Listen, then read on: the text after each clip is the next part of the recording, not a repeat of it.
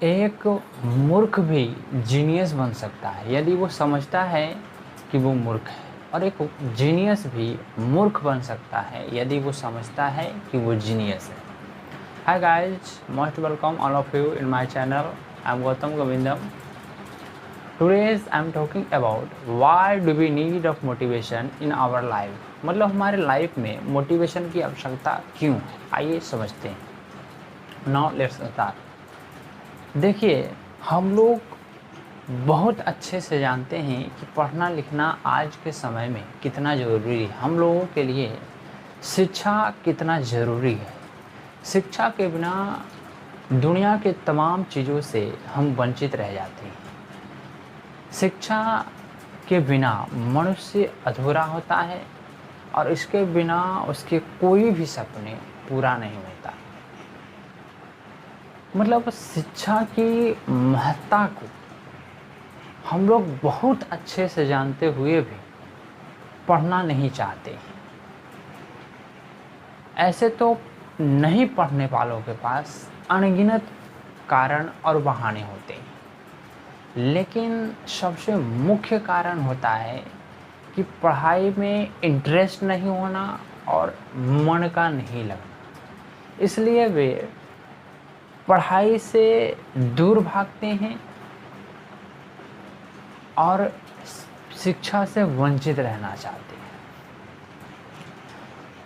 लेकिन अगर हम पढ़ाई में इंटरेस्ट जगा लें और मन को लगा लें तो हम शिक्षा में अव्वल हो सकते हैं। तो अब बात आती है कि हम पढ़ाई में इंटरेस्ट कैसे जगाएं, मन को कैसे लगाएं। तो इस प्रॉब्लम का सल्यूशन मोटिवेशन करता है। मतलब मोटिवेशन ऑटोमेटिकली हमारे माइंड को चेंज कर हमारा ध्यान, हमारा इंटरेस्ट गलत चीज़ों से हटाकर पढ़ाई में लगा सकता है। कैसे, उसको समझिए। इसके लिए मन में मंथन करने की आवश्यकता होती है या काफ़ी गहरी सोचने की आवश्यकता होती है। जैसे कि आप यह सोचें कि अगर आपका इंटरेस्ट रीडिंग एरिया में नहीं है, आपका मन रीडिंग में नहीं लगता है, तो कोई ऐसे एरिया तो ज़रूर होंगे जहाँ पर आपका इंटरेस्ट लगता हो, आपका वहाँ पे बहुत मन लगता हो और आप अपने समय का बहुत भाग या लगभग पूरा भाग उस ओर लगाते हो जिस ओर आपका इंटरेस्ट है या जिस ओर आपका मन लगता हो। तो ये एरिया सब में कॉमन होता है और वो होता है बहुत अधिक घूमना फिरना, मौज मस्ती करना, खेलना, व्यर्थ में गप्पे लड़ाना, टीवी देखना। और अभी के समय में जो सबसे अधिक इंटरेस्ट होता है वह होता है मोबाइल पर Facebook, WhatsApp, Twitter, Instagram, games, YouTube और जितने भी अनदर सोशल मीडिया प्लेटफॉर्म हैं, वेबसाइट हैं, उन सभी पर अपने समय का लगभग पूरा भाग व्यर्थ में गंवाना, इसमें सबसे ज़्यादा इंटरेस्ट होता है। लेकिन आपने कभी ये सोचा कि हमारा जो इस ओर इंटरेस्ट है और हम इनपुट के रूप में इसमें अपने समय का पूरा भाग व्यर्थ में जो दे रहे हैं, आउटपुट के रूप में हमको क्या बेनिफिट मिल रहा है? आपने खुद से कभी पूछा? अगर पूछेंगे तो अंदर से आवाज आएगा नथिंग। कुछ भी बेनिफिट आपको नहीं मिलता है।